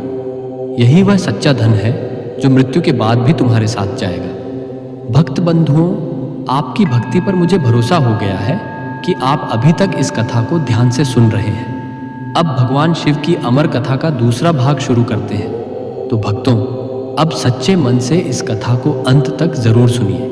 एक गांव में धनपाल नाम का एक बहुत बड़ा सेठ निवास करता था। धनपाल का नाम सुनते ही पूरे क्षेत्र के लोग सम्मान और भय के मिश्रित भाव से भर जाते थे, क्योंकि उसके पास धन धान्य की कोई कमी नहीं थी। गांव के सबसे ऊंचे और भव्य भवन का स्वामी वही था जिसके कंगुरे आकाश से बातें करते प्रतीत होते थे। सेठ धनपाल के पास अनाज के इतने विशाल गोदाम थे कि यदि अकाल भी पड़ जाए तो वह कई वर्षों तक पूरे गांव को खिला सकता था। उसके पास अनगिनत नौकर चाकर थे जो उसके एक इशारे पर खड़े रहते थे। उसके खेत खलिहान मीलों तक फैले हुए थे और उसकी पशुशाला में सैकड़ों गाय और भैंस बंधी रहती थी। लोग उसे कुबेर का अवतार मानते थे। एक गांव में धनपाल नाम का एक बहुत बड़ा सेठ निवास करता था। धनपाल का नाम सुनते ही पूरे क्षेत्र के लोग सम्मान और भय के मिश्रित भाव से भर जाते थे, क्योंकि उसके पास धन धान्य की कोई कमी नहीं थी। गांव के सबसे ऊंचे और भव्य भवन का स्वामी वही था जिसके कंगुरे आकाश से बातें करते प्रतीत होते थे। सेठ धनपाल के पास अनाज के इतने विशाल गोदाम थे कि यदि अकाल भी पड़ जाए तो वह कई वर्षों तक पूरे गांव को खिला सकता था। उसके पास अनगिनत नौकर चाकर थे जो उसके एक इशारे पर खड़े रहते थे। उसके खेत खलिहान मीलों तक फैले हुए थे और उसकी पशुशाला में सैकड़ों गाय और भैंस बंधी रहती थी। लोग उसे कुबेर का अवतार मानते थे, परंतु वास्तविकता इसके बिल्कुल विपरीत थी। सेठ धनपाल के पास अपार संपत्ति तो थी, लेकिन उसके हृदय में दया और करुणा का लेश मात्र भी अंश नहीं था। उसका स्वभाव अत्यंत क्रूर, अहंकारी और कठोर था। उसे लगता था कि संसार में जो कुछ भी घटित हो रहा है वह केवल उसके धन के बल पर हो रहा है। वह ईश्वर की सत्ता को पूरी तरह नकारता था और स्वयं को ही अपने भाग्य का विधाता मानता था। सेठ धनपाल का सबसे अधिक अत्याचार और क्रूर व्यवहार उसकी अपनी ही पत्नी ममता पर होता था। ममता साक्षात करुणा और धैर्य की प्रतिमूर्ति थी। वह एक कुलीन और संस्कारी परिवार से आई थी, जहां उसे सदा दूसरों का सम्मान करना और धर्म के मार्ग पर चलना सिखाया गया था। वह अत्यंत शांत स्वभाव की, सहनशील और भगवान शिव में अटूट विश्वास रखने वाली स्त्री थी। ममता का पूरा दिन महादेव की सेवा और घर के भारी कार्यों में ही बीतता था। वह सेठ के हर अपमान को विष के घूंट की तरह पी जाती थी। सेठ धनपाल छोटी छोटी बातों पर उस पर चिल्लाता था, उसे गालियां देता था और कई बार तो उसे शारीरिक रूप से प्रताड़ित भी करता था। कभी भोजन में नमक कम हो जाने पर तो कभी किसी व्यापारिक घाटे का गुस्सा वह अपनी पत्नी ममता पर ही निकालता था। ममता के लिए अपमान और तिरस्कार सहना एक सामान्य बात हो गई थी, परंतु उसके मुख पर कभी भी शिकायत का भाव नहीं आता था। वह बस अपनी आंखें बंद करती और मन ही मन अपने भोलेनाथ से प्रार्थना करती रहती थी कि हे महादेव, मेरे पति को सद्बुद्धि दीजिए। इनके हृदय के पत्थर को मोम एक दिन की बात है। ग्रीष्म ऋतु की तपती दोपहर थी और सूरज की किरणें आग बरसा रही थी। गांव की गलियां सुननी पड़ी थी और परिंदे भी अपने घोंसलों में दुबक कर बैठ गए थे। सेठ धनपाल अपने घर के ठंडे और विशाल बरामदे में बैठा हुआ अपने स्वर्ण सिक्कों और वही खातों का हिसाब कर रहा था। तभी उसके मुख्य द्वार पर एक धीमी दस्तक हुई। एक साधु के वेश में स्वयं भगवान शिव परीक्षा लेने के उद्देश्य से धनपाल के द्वार पर पधारे थे। उनके कंधों पर जटाएं बिखरी हुई थी। हाथ में एक पुराना कमंडल था और उनके मुखमंडल पर एक अपूर्व ईश्वरीय तेज था। उनके स्वर में ऐसी करुणा और गंभीरता थी जो कठोर से कठोर हृदय को भी भेद दे। साधु ने बड़े ही शांत स्वर में आवाज लगाई कि वत्स, बहुत भूख लगी है, यदि एक रोटी मिल जाए तो बड़ी कृपा होगी। साधु की आवाज सुनकर धनपाल ने अपनी वही खाता से सिर उठाया और उसे अचानक बड़ा क्रोध आया कि दोपहर के विश्राम के समय उसकी शांति में किसने खलल डाला है। उसने ऊपर से नीचे तक साधु को बड़ी ही घृणा और तिरस्कार भरी दृष्टि से देखा। धनपाल का अहंकार उस समय 7वें आसमान पर था। उसने चिल्लाकर कहा कि अरे ओ ढोंगी साधु, यहां से तुरंत चला जा। रोज रोज तुम जैसे हट्टे कट्टे लोग मांगने आ जाते हो। यहाँ कुछ नहीं मिलने वाला, कहीं और जाकर अपना भाग्य आजमाओ। साधु ने बड़ी ही सौम्यता से कहा कि बेटा, धन तो आता जाता रहता है, पर द्वार पर आए अतिथि को खाली हाथ नहीं लौटाना चाहिए। यही धर्म है। यह सुनकर धनपाल और भी आग बबूला हो गया। उसने अपनी कुर्सी से उठकर कहा कि मुझे धर्म का ज्ञान मत दे। मेरा धन मेरी कड़ी मेहनत का परिणाम है, किसी अदृश्य भगवान की खैरात नहीं है। चुपचाप यहाँ से निकल जा, वरना मैं अपने शिकारी कुत्तों को पीछे छोड़ दूंगा। साधु के मुख पर एक रहस्यमयी मुस्कान थी। तभी घर के भीतर रसोई में काम कर रही ममता ने यह सारा संवाद सुन लिया। उसका हृदय यह सोचकर कांप उठा कि साक्षात कोई महात्मा द्वार पर आए हैं और उसका पति उनका इतना बड़ा अपमान कर रहा है। वो तुरंत रसोई की ओर दौड़ी और ताज़ा बनी हुई 2 गर्म रोटियां एक साफ वस्त्र में लपेटकर बाहर की ओर ममता द्वार पर आई और उसने देखा कि साधु जाने के लिए मुड़ चुके थे। उसने दौड़कर उन्हें रोका और कांपते हाथों से रोटियां बढ़ाते हुए कहा कि बाबा, आप रुकिए। मेरे पति अज्ञानता और अहंकार के वश में होकर यह सब कह रहे हैं। आप इसे स्वीकार कीजिए और मुझे कृतार्थ कीजिए। ये केवल अन्न नहीं है, इसे प्रभु का प्रसाद समझकर ग्रहण कीजिए। साधु ने रुककर ममता की आंखों में देखा।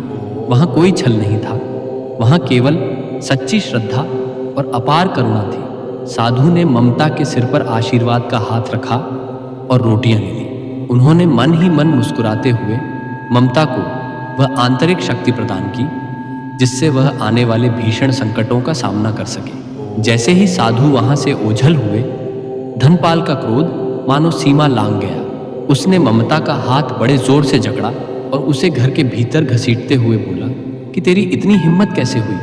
तूने मेरी आज्ञा के बिना मेरी गाढ़ी कमाई का अन्न उस भिखारी को कैसे दे दिया? तूने आज मेरी इज्जत मिट्टी में मिला दी है और इसके लिए तुझे दंड अवश्य मिलेगा। भक्तों, भगवान शिव उस समय चाहते तो एक ही क्षण में धनपाल के उस अहंकार और उसके महल को भस्म कर सकते थे, परंतु उन्होंने ममता के धैर्य और उसकी पवित्र भक्ति का मान रखा। उन्होंने सोचा कि अभी इस पापी मनुष्य को सुधरने का एक अंतिम अवसर और दिया जाए। ममता उस दिन बहुत रोई। उसका शरीर पीड़ा से भरा था, पर उसने महादेव का नाम जपना नहीं छोड़ा। वह जानती थी कि जब पाप का घड़ा पूरी तरह भर जाता है, तभी महादेव के न्याय की शुरुआत होती है। धनपाल को लग रहा था कि वह जीत गया, पर वो यह नहीं जानता था कि उसके सर्वनाश की उल्टी गिनती अब शुरू साधु के अपमान और ममता के साथ की गई मारपीट के बाद सेठ धनपाल का अहंकार घटने के बजाय और अधिक बढ़ गया था। उसे लगने लगा था कि स्वयं साक्षात ईश्वर भी उसका कुछ नहीं बिगाड़ सकते। वो दिन भर अपने व्यापार को बढ़ाने और दूसरों को नीचा दिखाने की योजनाओं में लगा रहता। उसके घर में काम करने वाले नौकर चाकर उससे थरथर कांपते थे। उन्हीं नौकरों में एक युवक था जिसका नाम माधव था। माधव अत्यंत निर्धन था, परंतु वह स्वभाव का बहुत सीधा, ईमानदार और भगवान शिव का अनन्य भक्त था। वो सेठ धनपाल के अस्तबल और पशुशाला की देखभाल करता था। माधव का नियम था कि वह प्रतिदिन सुबह उठकर स्नान करता और पास के शिव मंदिर में जाकर महादेव का जलाभिषेक करने के बाद ही काम पर आता था। उसकी इस भक्ति के कारण उसे मानसिक शांति मिलती थी, जिससे वह सेठ की गालियों और कठोर स्वभाव को भी चुपचाप सह लेता था। एक सोमवार का दिन था जो भगवान शिव का अत्यंत प्रिय दिन माना जाता है। उस दिन माधव मंदिर में महादेव की विशेष पूजा और आरती में लीन हो गया, जिसके कारण उसे सेठ के घर पहुंचने में थोड़ी देर हो गई। इधर सेठ धनपाल सुबह से ही चिड़चिड़ा हो रहा था, क्योंकि उसके एक व्यापारिक सौदे में कुछ अड़चन आ गई थी। जैसे ही उसने देखा कि माधव देर से आया है, उसका पारा 7वें आसमान पर चढ़ गया। जब माधव हाँफते हुए उसके सामने पहुंचा और हाथ जोड़कर खड़ा हुआ, तो धनपाल ने गरज कर पूछा कि अरे ओ कामचोर, तुझे पता नहीं है कि काम का समय क्या है? इतनी देर क्यों हुई? माधव ने डरते हुए उत्तर दिया कि मालिक, आज सोमवार है और मंदिर में भोलेनाथ की विशेष पूजा थी, इसलिए आरती समाप्त होने तक मुझे रुकना पड़ा। कृपया आज क्षमा कर दें। यह सुनते ही सेठ धनपाल ने जोर से अट्टाहास किया और माधव को एक जोर की लात मारते हुए जमीन पर गिरा दिया। वो चिल्लाकर बोला कि मेरे घर में रहकर मेरा अन्न खाकर तू उस पत्थर के देवता का नाम लेकर काम में देरी करता है। अगर तेरा भगवान इतना ही शक्तिशाली है तो उससे जाकर मांग अपना पेट भरने के लिए रोटी। मेरे यहाँ भक्ति का कोई स्थान नहीं है। माधव की आंखों में आंसू आ गए। उसने सेठ के पैर पकड़ लिए और गिड़गिड़ाकर बोला कि मालिक, मुझे काम से मत निकालिए। मेरे छोटे छोटे बच्चे हैं, वे भूखे मर जाएंगे। पर धनपाल का हृदय तो पत्थर बन चुका था। उसने अपने अन्य नौकरों को आदेश दिया कि इस शिव भक्त को धक्के मारकर बाहर निकाल दो और इसे एक कौड़ी भी मत देना। माधव अपना साफा उठाकर रोते हुए वहां से निकल गया, पर जाते जाते उसने एक बार महल के झरोखे की ओर देखा, जहां ममता खड़ी यह सब देख रही थी। ममता की आंखों में बेबसी के आंसू थे, पर वह चाहकर भी कुछ नहीं कर पा रही थी। माधव वहां से सीधे शिव मंदिर पहुंचा और भगवान की प्रतिमा के सामने फूट फूट कर रोने लगा। उसने कहा कि हे भोलेनाथ, मैंने तो केवल आपकी सेवा की थी। क्या उसकी सजा यही है कि मेरे बच्चों के मुंह से निवाला छीन लिया जाए?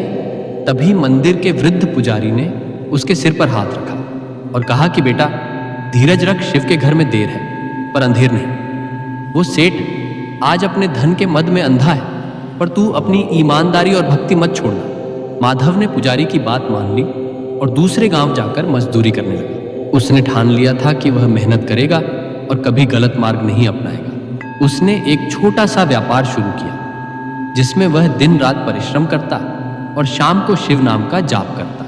धीरे धीरे महादेव की कृपा उस पर ऐसी बरसी कि उसके व्यापार में दिन दुगनी और रात चौगुनी तरक्की होने लगी। जो माधव कल तक सेठ धनपाल के पैरों में गिरकर क्षमा मांग रहा था, कुछ ही वर्षों में उसकी ईमानदारी और मेहनत ने उसे एक सम्मानित और धनी व्यापारी बना दिया। उधर सेठ धनपाल के घर में परिस्थितियां धीरे धीरे बदलने लगी थी। जिस अहंकार के किले पर वह खड़ा था, उसकी नींव अब दरकने लगी थी। सेठ को लगने लगा था कि उसकी बुद्धि पहले जैसी काम नहीं कर रही है। उसके सबसे भरोसेमंद मुनीम ने उसे धोखा देकर व्यापार के बड़े हिस्से पर कब्जा कर लिया। उसके गोदामों में रहस्यमयी तरीके से आग लग गई, जिससे हजारों मन अनाज राख हो गए। जो धनपाल कल तक दूसरों को लात मारता था, अब वह अदालतों और कर्जों के बोझ तले दबने लगा था। उसके शरीर में भी कई बीमारियों ने घर कर लिया था, जिससे उसका स्वभाव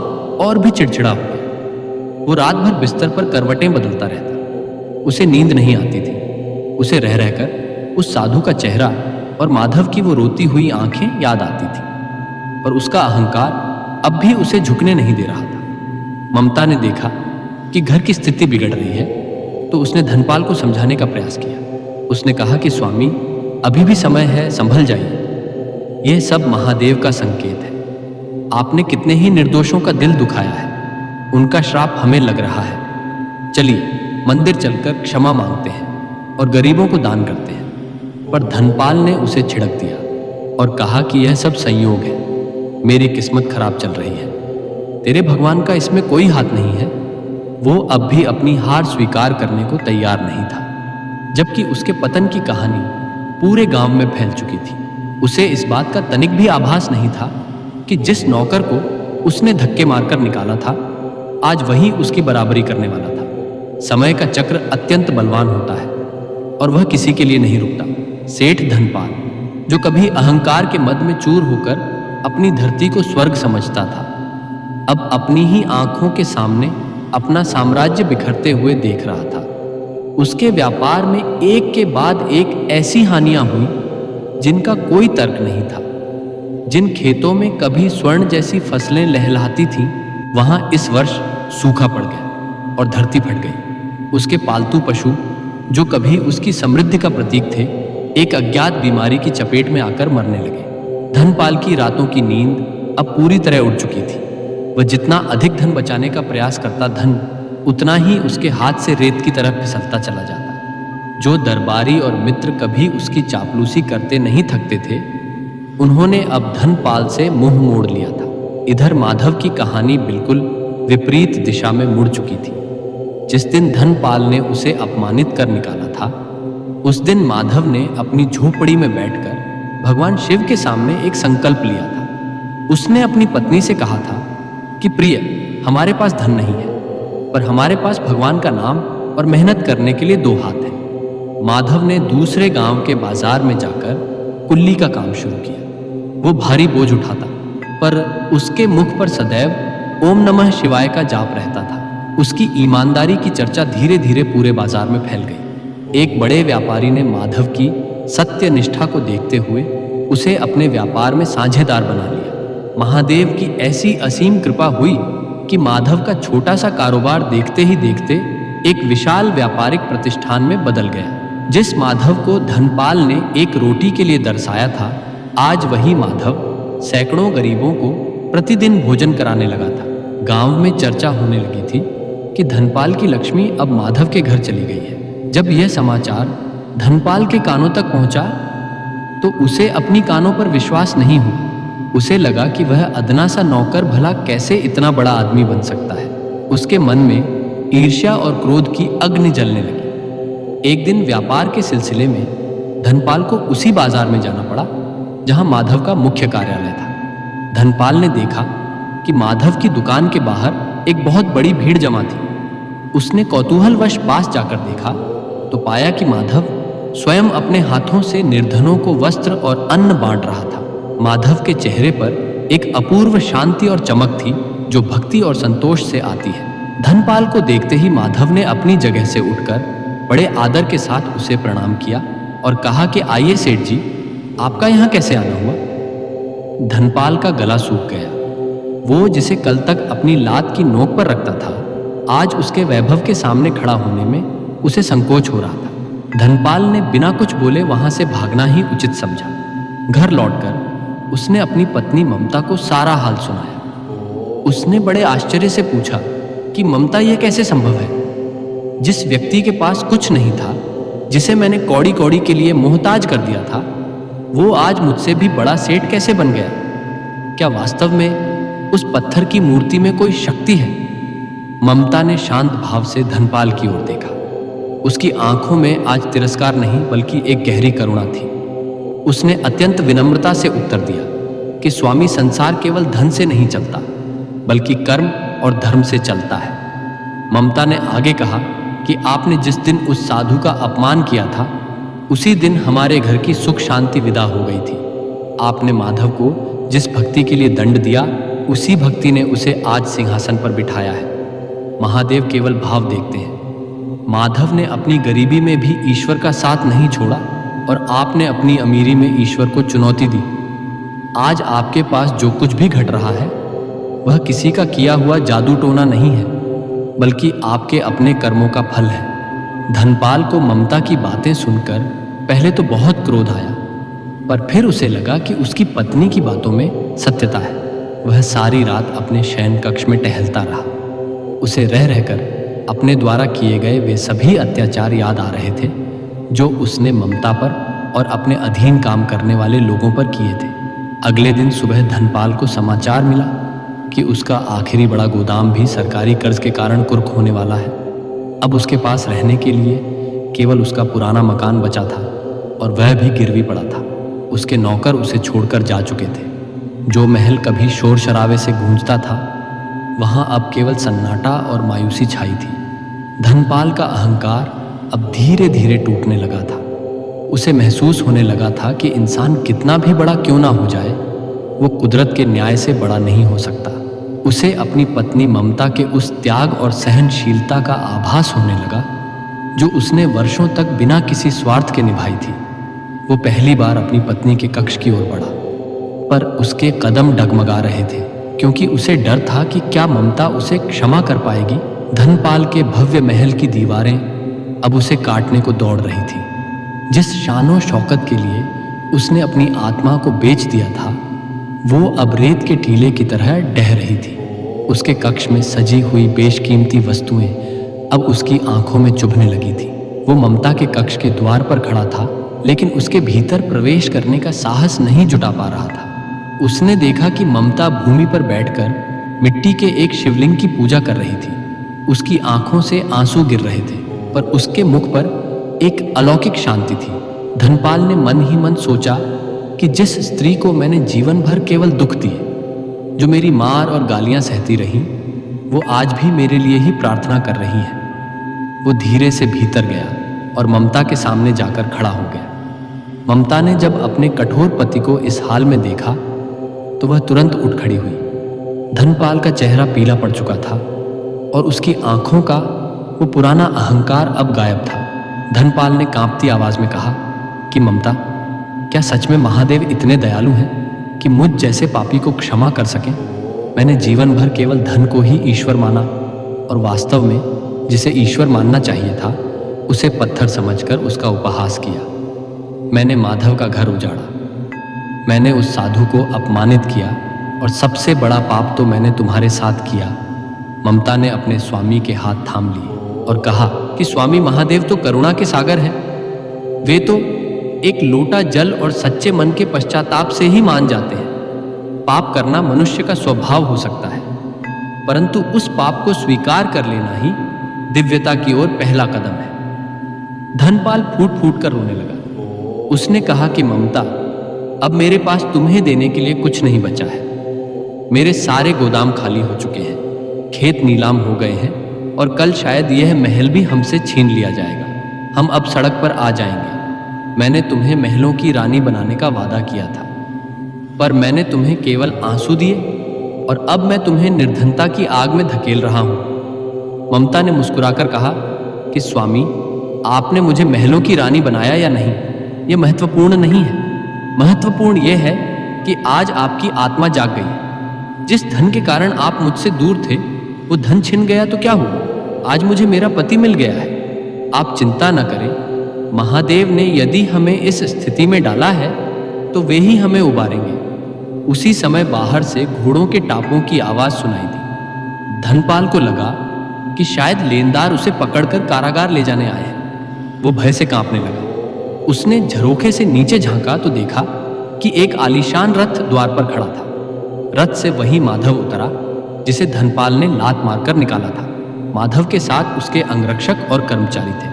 धनपाल को लगा कि आज माधव अपना पुराना बदला लेने आया है। वो नीचे गया और सिर झुकाकर खड़ा हो गया। उसने सोचा कि माधव आज उसका उपहास उड़ाएगा और गांव वालों के सामने उसे अपमानित करेगा। पर जैसे ही माधव पास आया उसने अपनी मर्यादा को नहीं छोड़ा।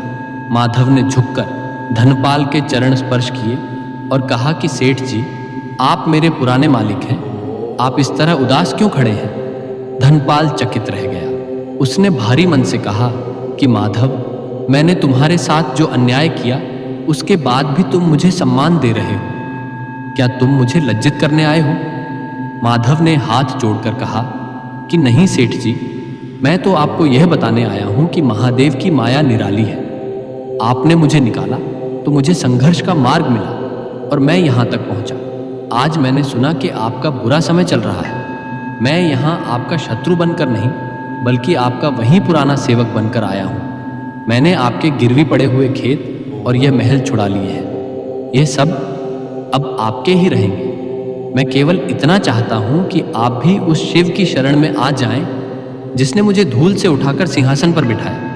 धनपाल की आंखों से गंगा जमुना बहने लगी। उसे विश्वास नहीं हो रहा था कि जिस व्यक्ति का उसने इतना बुरा किया वही उसकी ढाल बनकर खड़ा है।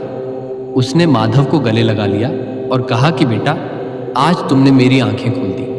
धन छीनने का दुख मुझे इतना नहीं हुआ जितना तुम्हारे इस व्यवहार ने मुझे हिला दिया है। अब मुझे समझ आया कि ममता क्यों कहती थी कि जहां नारी का सम्मान और ईश्वर का नाम होता है वहां कभी दरिद्रता नहीं रहती। धनपाल ने उसी क्षण संकल्प लिया कि वह अपने जीवन की नई शुरुआत करेगा।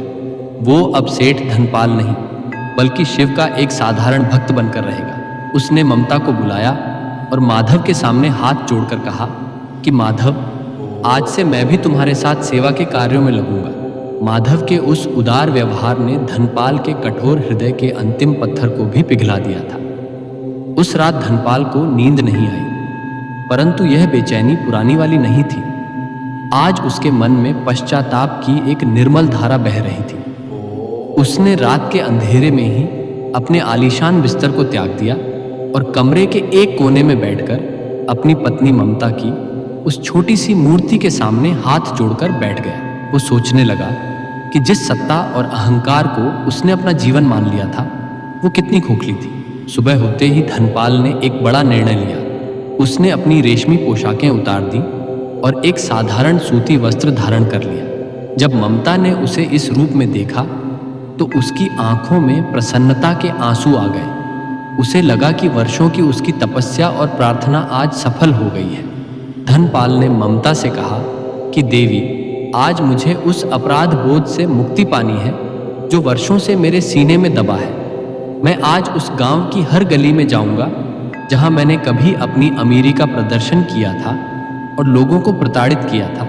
ममता ने उसे संबल दिया और दोनों मिलकर गांव की गलियों में निकल पड़े। गांव वाले चकित थे। जो सेठ कल तक अपने घोड़े पर सवार होकर धूल उड़ाते हुए निकलता था और जिसकी नजरें कभी जमीन की ओर नहीं झुकती थी, आज वो नंगे पांव चल रहा था। धनपाल सबसे पहले उस बूढ़े ब्राह्मण के घर पहुंचा जिसका उसने लगान न चुका पाने पर अपमान किया था। धनपाल ने सबके सामने उस वृद्ध के चरण छुए और हाथ जोड़कर क्षमा मांगी। ब्राह्मण के आंखों में पानी आ गया। उसने कभी सपने में भी नहीं सोचा था कि अहंकारी धनपाल कभी झुक सकता है। जैसे जैसे दिन ढलता गया, धनपाल गांव के उन सभी घरों में गया जहां उसने कभी दुख पहुंचाया था। किसी का उसने अनाज लौटाया तो किसी से पुराने कर्ज का बोझ हटा दिया। गांव में यह खबर आग की तरह फैल गई कि सेठ धनपाल अब बदल गया है। कुछ लोग इसे नाटक समझ रहे थे तो कुछ इसे महादेव का चमत्कार मान रहे थे। दोपहर के समय धनपाल वापस माधव के पास पहुंचा। माधव अपने कार्यालय में बैठा प्रभु का ध्यान कर रहा था। धनपाल ने उससे कहा कि बेटा माधव, तुमने जो संपत्ति मेरे लिए बचाई है, मैं उसका उपयोग अपने ऐशो आराम के लिए नहीं करूंगा। मैं चाहता हूं कि मेरे इन गोदामों को खोल दिया जाए और गांव का हर वो व्यक्ति जो भूखा है यहां से सम्मान पूर्वक भोजन प्राप्त करे। माधव ने प्रसन्न होकर कहा कि सेठ जी, यही तो महादेव की इच्छा है। धन तो केवल एक माध्यम है। यदि वह परोपकार में लगे तो ही वह सार्थक है। माधव और धनपाल ने मिलकर योजना बनाई कि गांव में एक विशाल भंडारा और सामूहिक प्रार्थना का आयोजन किया जाए। ममता ने इस कार्य में बढ़ चढ़कर हिस्सा लिया। उसने गांव की सभी महिलाओं को एकत्रित किया और उन्हें सिलाई, बुनाई और अन्य कार्यों की शिक्षा देना प्रारंभ किया ताकि वे आत्मनिर्भर बन सके। वो अक्सर उन महिलाओं से कहती थी कि बहनों, घर में शांति तभी आती है जब पति और पत्नी एक दूसरे का सम्मान करें और ईश्वर को साक्षी मानकर गृहस्थी चलाएं। भक्तों, धनपाल का यह परिवर्तन कोई साधारण घटना नहीं थी। यह एक आत्मा का पुनर्जन्म था। अब धनपाल के घर में सुबह और शाम केवल शंख और घंटों की ध्वनि सुनाई देती थी। जो ममता कभी छुप छुप कर पूजा करती थी, आज उसका पूरा घर ही मंदिर बन चुका था। धनपाल अब स्वयं रसोई में जाकर भोजन तैयार करवाता और उसे अपनी देख रेख में गरीबों को बंटवाता। उसने उस साधु को भी खोजना शुरू किया जिसने उसे चेतावनी दी थी, पर वह साधु कहीं नहीं मिला। उसे समझ आ गया कि वह कोई साधारण भिक्षुक नहीं बल्कि स्वयं शिव थे, जो उसे सही मार्ग। गांव का वातावरण अब पूरी तरह बदल गया था। लोग अब धनपाल से डरते नहीं थे बल्कि उसे सम्मान देने लगे थे। एक दिन गांव के एक युवक ने पूछा कि सेठ जी, आपके पास जब इतना धन था तब भी आप खुश नहीं थे, और अब जब आपने सब कुछ त्याग दिया है तो आपके चेहरे पर इतनी शांति क्यों है? धनपाल ने मुस्कुराकर उत्तर दिया कि बेटा, जब मेरे पास धन था तब मैं उसे संभाल रहा था, और अब जब मैंने उसे महादेव के चरणों में छोड़ दिया है तो महादेव मुझे संभाल रहे हैं। जो सुख दूसरों की आंखों के आंसू पोंछने में है वो तिजोरियां भरने में कभी नहीं मिल सकता।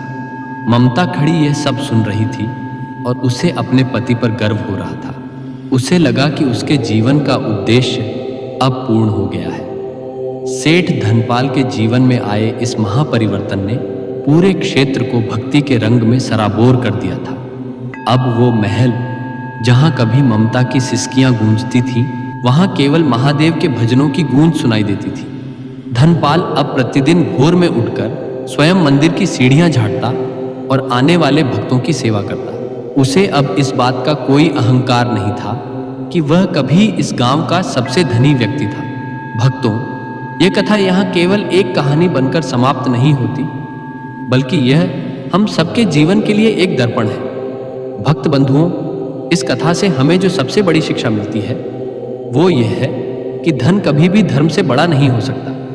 इंसान के पास कितना भी वैभव आ जाए, यदि उसके हृदय में करुणा नहीं है तो वह संसार का सबसे निर्धन व्यक्ति है। धनपाल के पास सब कुछ था, पर उसके पास शांति नहीं थी, क्योंकि उसने शक्ति का प्रयोग दूसरों को झुकाने में किया।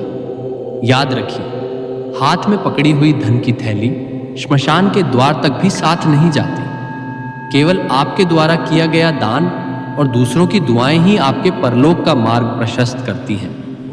दूसरी बड़ी शिक्षा इस कथा में नारी के सम्मान की है। शास्त्रों में कहा गया है कि जहां नारी का आदर होता है वहीं देवताओं का वास होता है। धनपाल तब तक दरिद्र रहा जब तक उसने ममता को प्रताड़ित किया। जिस दिन उसने अपनी पत्नी के त्याग को समझा और उसे सम्मान दिया, उसी दिन महादेव की कृपा उसके घर में पुनः लौट आई। अतः हर पुरुष को यह समझना चाहिए कि उसकी पत्नी केवल घर की दासी नहीं बल्कि उसकी अर्धांगिनी और गृह लक्ष्मी है। उसके आंसू घर की नींव हिला देते हैं और उसकी मुस्कुराहट घर में स्वर्ग उतार लाती है।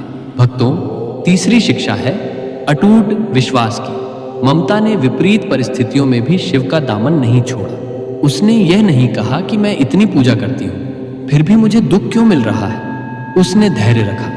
उसे पता था कि महादेव परीक्षा ले रहे हैं। उसी तरह जब आपके जीवन में कठिन समय आए तो घबराइए मत। वह समय आपकी भक्ति को परखने के लिए आता है। माधव ने लात खाने के बाद भी महादेव पर भरोसा रखा तो महादेव ने उसे फर्श से उठाकर अर्श पर बिठा दिया। विश्वास की शक्ति ही वह नौका है जो हमें संकट के समंदर से पार लगाती है। इस कथा का सार यही है कि अहंकार मनुष्य का सबसे बड़ा शत्रु है। यह हमें अंधा कर देता है और हमें अपनों से दूर कर देता है। धनपाल का अहंकार तब टूटा जब उसे बोध हुआ कि संसार उसकी मुट्ठी में नहीं बल्कि शिव की इच्छा में है। जब हम मैं को त्याग कर महादेव को अपना लेते हैं तो जीवन का सारा बोझ उतर जाता है। दान पुण्य केवल दिखावा नहीं होना चाहिए बल्कि वह दूसरों के प्रति संवेदना का भाव होना चाहिए। आज यदि आपके द्वार पर कोई भिक्षुक आए तो उसे धनपाल की तरह दुत्कारे मत। क्या पता किस रूप में नारायण या महादेव आपकी परीक्षा लेने आए हो। अंत में यह कथा हमें सिखाती है कि पश्चाताप कभी भी व्यर्थ नहीं जाता। यदि आपने जीवन में भूल की है, किसी का दिल दुखाया है तो देर मत कीजिए। आज ही क्षमा मांगिए और सुधार का मार्ग चुनिए। महादेव करुणा के सागर हैं। वे एक सच्चे आंसू पर भी पिघल जाते हैं। धनपाल की तरह अपनी बुराइयों को त्यागिए और माधव की तरह अपनी ईमानदारी को अपनाइए। तभी आपके घर में भी सुख, शांति और महादेव का स्थायी वास होगा। भक्तों, आज की इस अमर कथा को सुनने से आपके मन को शांति जरूर मिली होगी। इसी के साथ आज की यह पावन शिव कथा अपने पूर्ण स्वरूप को प्राप्त करती है। आज आपने केवल एक कथा नहीं सुनी, आपने अपने जीवन के कर्मों को महादेव के चरणों में शास्त्र कहते हैं। जो भक्त श्रद्धा से शिव कथा को अंत तक सुनता है, उसके जीवन के बड़े से बड़े कष्ट भी धीरे धीरे शांत होने लगते हैं। जैसे सेठ धनपाल का उजड़ा हुआ संसार फिर से हरा भरा हो गया, वैसे ही महादेव आपके जीवन में भी खुशियों के फूल खिलाएंगे। भक्त बंधुओं, महादेव दिखावे की भक्ति नहीं देखते, वे केवल सच्चे मन का भाव देखते हैं। जो दूसरों के लिए भला सोचता है, जो जीवों पर दया करता है, जो माता पिता की सेवा करता है, वही सच्चा शिव भक्त कहलाता है। अपने हाथों से जितना हो सके पुण्य किया कीजिए। गाय को रोटी दीजिए, पक्षियों के लिए दाना और पानी रखिए, क्योंकि एक छोटा सा पुण्य अनगिनत जन्मों का सहारा बन जाता है। याद रखिए, सेठ धनपाल की तिजोरियां उसे नहीं बचा सकी, पर ममता की दी हुई वह 2 रोटियां और उसका विश्वास ही अंत में उनके काम आया। भक्त बंधुओं, यदि यह शिव कथा आपके हृदय को छू गई हो तो हमारे YouTube चैनल को सब्सक्राइब अवश्य करें, ताकि ऐसी ही पावन कथाएं निरंतर आप तक पहुंचती रहे। हर हर महादेव। जय शिव शंकर। ओम नमः शिवाय।